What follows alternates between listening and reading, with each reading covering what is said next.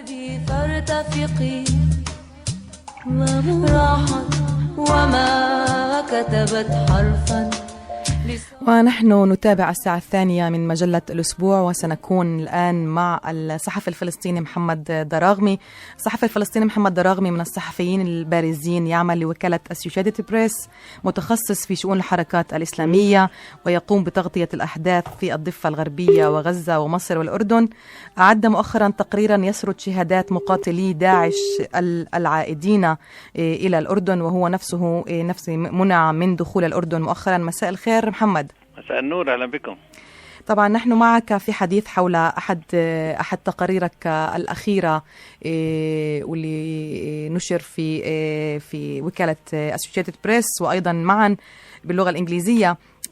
ومحمد طبعا أنت ترافق هذا الموضوع، موضوع داعش ووجوده أيضا في المجتمعات العربية، على الأقل في المناطق التي تقوم بتغطيتها.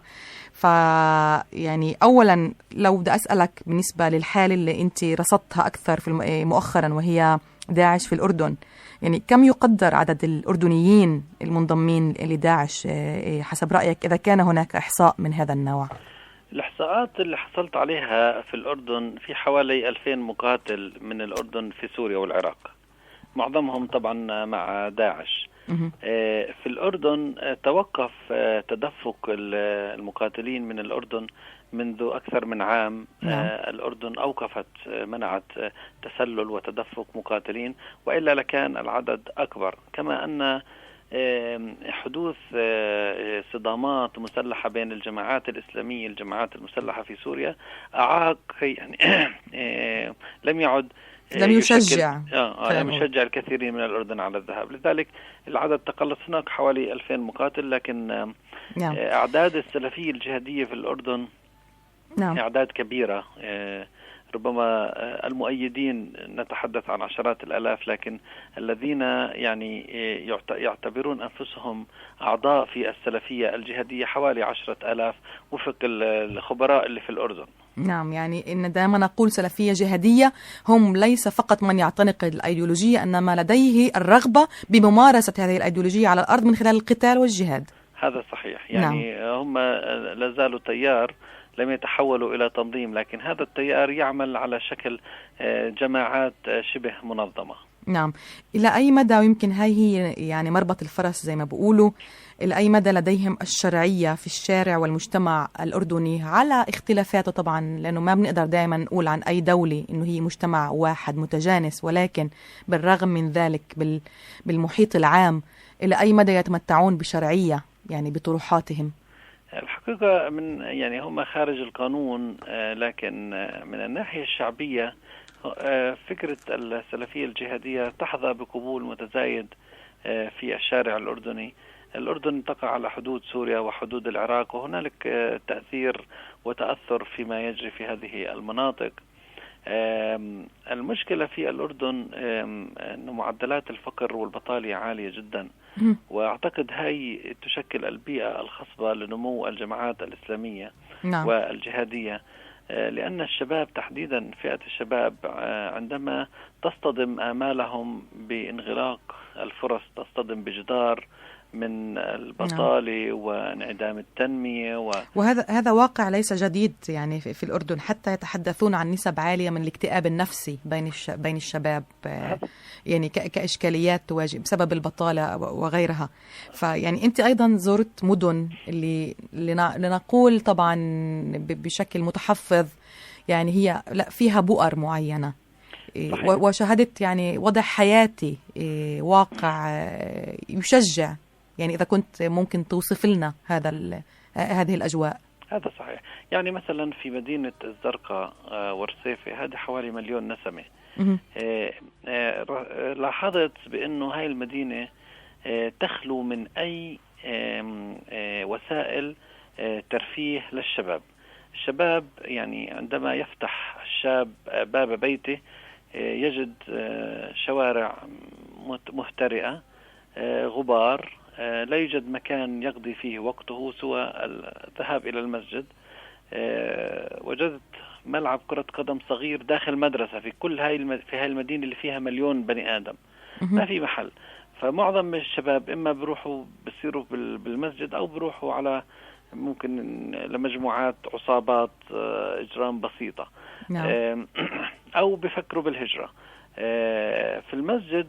يعني وفي هذا الآن هني طبعا بيراكموا غضب وإحباطات اللي بنسبوها لقوى الشر، أمريكا، الصهيونية، غيرها، وبالتالي بدهن يطلعوا هاي الطاقة بمكان آخر. هذا صحيح. تحديدا في العالم العربي الشباب يتطلعون إلى الأمام فيجدون الأفق مغلقا، لا يوجد فرص تنموية حقيقية في العالم العربي وديمقراطية وانتخابات وتغيير كما يحدث في الغرب. المستقبل مظلم، لذلك يتجهون إلى الماضي. والتربية الدينية والتعليم المدرسي في العالم العربي دائما هو تعليم غير نقدي، تعليم يحشو العقل العربي بمعلومات عن العصور الزاهية للإسلام، للإمبراطورية الإسلامية وللدولة الإسلامية. نعم. لا يوجد تفكير نقدي حقيقي، حتى أن الإنسان يفكر بطريقة نقدية، يقول أنه ممكن نعم أو لا. يعني محمد، يعني على فكرة هذا واقعنا كلنا في موضوع دراسة التاريخ والتاريخ الإسلامي، على الأقل التاريخ الديني هو فقط مفخرة وعدل وسلام وكل ذلك وفتوحات وإلى آخره، حتى لا يتم الحديث أبدا عن ظلم، أو لم يتم الحديث أبدا عن الشرخ السني الشيعي بسياقاته الصحيحة. يعني التاريخ الديني محرف، مش أقول محرف، ولكن مسوق بأجندات معينة. فقط هو الجانب الجميل منه. بالتأكيد في جانب مشرق، وهذا مهم أنه الناس تدرس وتعرف، ولكن كمان في جانب مظلم. يعني مش دائما الدولة الإسلامية هي الحل، مش دائما. في التاريخ كانت مش هي الحل، وكان في صراعات سياسية ضارية. يعني 70% من الخلفاء المسلمين قتلوا قتلا. نعم. الخلفاء الراشدين اللي كانوا شبه مقدسين، نعم. 3 منهم من 4 قتلوا قتلا. لذلك يعني يجب يعني التعليم الديني، التعليم المدرسي ما بيظهر الواقع على حقيقته، أن الدولة الإسلامية أيضا دولة سياسية وليست دولة دينية، وأنه في السياسة ممكن المشاريع إذا مش عقلانية ما تنجح، والمشاريع العقلانية تنجح. يعني في عوامل نجاح وعوامل قوة. القضية مش قضية نصر إلهي في هذا السياسة. يعني لذلك الشباب العربي، يعني في العراق أنا قابلت ناس من العراق وقابلت ناس من سوريا. الشباب العربي بيعتقدوا إنه التاريخ يمكن إحياءه، ولذلك يذهبون بعيدا في قراءة التاريخ وفي تفسير التاريخ وفي الانشداد إلى التاريخ. والشعار الديني يشكل جاذب عاطفي قوي جدا، ويغيب مع العقل في العالم العربي. لذلك لا يوجد يعني عند الشباب رؤية نقدية وتفكير سياسي، لا هو انضمام عاطفي. ولذلك أنا أتوقع مشروع داعش يفشل في النهاية، لأنه ما فيش فيه مقومات الحياة، هو في مقومات الموت أكثر من مقومات الحياة، يعتمد على الموت أكثر من الحياة. يعني محمد، أنت قابلت يعني عدد أعتقد لا يستهان به من هؤلاء المقاتلين بعد عودتهم. أولا يعني لنأخذ لماذا عادوا؟ لماذا لم يستمروا؟ وأنا أيضا لاحظت من خلال تقريرك إنهم يذهبون إلى داعش ولكن لا يجدوها، فينضموا لأول إشي بلاقوه اللي هي جبهة النصرة اللي بتكون صحيح. لأنه الأردن قريبة على درعا، أقرب شيء في سوريا هو درعا، ودرعا موجودة فيها جبهة النصرة. لذلك هم بيروحوا يبحثوا عن داعش، لكن بيجدوا النصرة فبنضموا للنصرة، لكن قلوبهم بالتأكيد مع داعش أكثر جاذبية لهم. نعم. إذن لماذا يعودون وماذا يفعلون هناك؟ الحقيقة أن هنالك حوالي 2000 مقاتل من الأردن في سوريا وفي العراق لم يعودوا، لكن عدد منهم عادوا لظروف وأسباب غالبا بتكون شخصية، بعضهم بسبب الصراعات. يعني أحدهم عاد عندما كان يقاتل مع جبهة النصرة وعرف بأنه داعش تعد لاقتحام المنطقة التي يتواجد فيها، فلذلك قال أنا لن أموت على أيدي داعش وهم اللي بأيدهم، وقلبه معهم ولن أقاتلهم. فانسحب عائدا إلى الأردن، وهنالك يعني عاد رجع إلى بلده واستوعبته في الأردن السياسي الحكومي يعني عن استيعاب. لو حاولنا نفحص إنه هل هناك من رأى الدم والذبح والجرائم وقال لنفسه أنا لا أريد ذلك، يعني هذا العامل ليس ملاحظا في أسباب العودة؟ لا الحقيقة للأسف لا، يعني للأسف لا. المقاتلون يذهبون إلى القتال بدوافع دينية قوية وجارفة وينخرطون فيه غالبا يكون إما لأسباب عائلية، أسباب شخصية، بعضهم بسبب هذه الصراعات. عدد قليل على كل حال هم اللي عادوا إلى الأردن، وبعضهم كان يرجع ليجند آخرين ويعود معه إلى القتال. نعم. يعني لو نبدأ أسألك يعني أيضا لكي نتعرف يعني من أي مصادر معرفية ينهلون هؤلاء، يعني إن كان قبل انضمامهم أو خلال انضمامهم لهذه الحركات؟ حقيقة هو تفسير البدائي للدين وفقه البداوة وليس الفقه الحديث. لا يوجد للأسف اجتهادات كثيرة في الفكر الإسلامي محدودة في العالم العربي، ولذلك لا زال الفقه القديم فقه البداوة الذي يعني ينظر يعني خلينا نقول حتى بالفقه هناك متسلقون اللي هن يعني شو بدي اسميهن يعني دون المستوى، واللي بنهاية الأمر هذا جزء من نتائجهم. يعني هو باب الاجتهاد في الدين الإسلامي أغلق من فترة طويلة، والاجتهادات محدودة والتجديد الفقهي محدود. لذلك يعني أنصاف مثقفين يائسين محبطين، لكن الأكثر هي تيارات قتالية تؤمن بالقتال بصورة بدائية بسبب انغلاق الأفق السياسي. يعني هذا الفكر القاعدي نتج في العالم العربي بسبب فشل الأنظمة العربية في إصلاح ذاتها، وفشلها في التنمية وفي التحديث وفي الديمقراطية وفي الإصلاحات وفي المشاركة وفي العدالة. كل هاي غياب كل هاي القيم السياسية أدت بأنه دفعت بهذه المجموعات المهمشة إلى الظلام، إلى التفكير بطريقة ظلامية. حتى عنا في غزة، أنا أذهب إلى غزة وأغطي قطاع غزة، وكان لنا حديث قبل يعني في الساعة الأولى أيضا بالنسبة لبيانات تصدرها داعش ولاية غزة أو تحت مسمى كهذا، لا نعرف حقيقة، يعني ربما تعطينا برأيك يعني أيضا في هذا المجال. ممكن أعطي، بس لاحظت في غزة في جماعات جهادية. الجماعات الجهادية اللي في غزة هي نشأت على هامش الحركة السياسية في قطاع غزة. غالبيتهم بالمناسبة من فئة العمال. عندما أغلقت الحدود، إسرائيل أغلقت الحدود نعم. في الانتفاضة، لم يعد هؤلاء يجدون عملا في إسرائيل، انضموا إلى المجموعات المسلحة، ولأنه حظهم في التعليم أقل بقوا على هامش هاي المجموعات. وعندما يعني عاشوا على هامش المجموعات شعروا بالتهميش، فلذلك ذهبوا إلى مجموعاتهم، خلقوا مجموعاتهم اللي كانت في الغالب بالاتجاه السلفي الجهادي. نعم. أما بشأن البيانات اللي في غزة، أنا شخصيا بستبعد أنه داعش تكون وراها. أعتقد أنه أن تستخدم اسم داعش لأغراض سياسية أخرى في الصراع الدائر ما بين حركة حماس وحركة فتح على السلطة في قطاع غزة، في محاولة حركة حماس للعب دور سياسي، محاولة حث الآخرين على الاعتراف بدورها في قطاع غزة. لذلك هي تقول بأنه إذا لم تعترفوا بدوري في غزة فإن البديل سيكون داعش، لن يكون محمود عباس.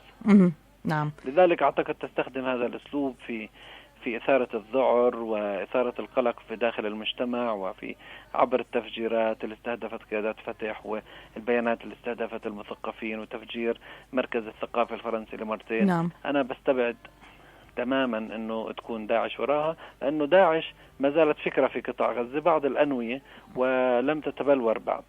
ما هي الإشكالية الكبيرة تبعت داعش والقاعدة، يعني هي عنقودية كما يقولون، يعني هي تنظيمات لا حاجة ليتواجد قائدها في مكان معين ليجند، بل هي يعني التنظيمات تدور حول فكرة. فهذا ما نخشاه. وطبعا يمكن أنت عندك معلومات أنه أيضا هناك 30 يقدر عدد 30 شاب من فلسطينيين 48 ذهبوا للمشاركة في داعش، ولكن جزء منها أيضا يعودون ويقولون أنهم لم يحتملوا، يعني من عاد يقول أنه لم يحتمل تلك الجرائم التي رآها، و يعني أخذ حاله ورجع زي ما بقولوا. فعلى الأقل يعني هذا الدافع للعودة موجود، كأن الإنسانية ممكن أن تكون بعدها موجودة. اللي بدي أسألك إياته، يمكن إحنا هنا بنرجع على التركيز على تقريرك والأردن يعني كنواة معينة، والأردن بأوضاعها المركبة جدا جدا في هذا الوسط. يعني هذه الدولة كيف تمارس، خلينا نقول، السيطرة؟ ماذا تفعل اتجاه هذه المجموعات؟ الحقيقة أن الأردن يستخدم سياسة ناعمة من أجل احتواء هذه الجماعات ومنع حدوث انفجار في داخل المملكة. هنالك حوار مع قادة المجموعات السياسية، تحديدا المجموعات السلفية. هذا الحوار أثمر عن تقاطعات مريحة. يعني بعض قادة السلفيين مثل أبو قتادة وأبو محمد المقدسي أدانوا داعش. وبالمناسبة قيادة الحركة السلفية في الأردن ليست مع داعش، لكن جمهورها مع داعش. يعني القيادة منفصلة شوي عن القاعدة في رؤية داعش. ومؤخرا بدأت القيادة يعني ربما يخشون على جمهورهم أن يتسرب إلى داعش. المقدسي بدأ يغير، ولذلك اعتقل في الأردن مؤخرا. بدأ يغير، يتكيف مع داعش. لكن أبو قتادة ما زال، وهو الرقم الثاني، ما زال متشددا إذا داعش. في الأردن تستخدم أسلوب الحوار مع قادة هذه المجموعات، لكن أعتقد أنه غير كافي. الأردن وضح مقلق من ناحيتين. الناحية الأولى أنه هي دخلت في التحالف الدولي ضد داعش، نعم. وهذا خلق غضب في أوساط السلفيين، ربما تنشأ ردود فعل. وعندما كنت في الأردن علمت من مصادر في السلفية بأن داعش كانت تعد لسلسلة تفجيرات في الأردن، ولكن تم كشف السيارات في الصحراء وضربت. وهنا لخشية من تكرارها بطرق أخرى أكثر نجاعة. نعم. بالنسبة نعم، لوجود الأردن في التحالف، ولكن مركب أيضا من نواحي أخرى. نعم صحيح. الجانب الآخر، المشكلة الأخرى إنه داعش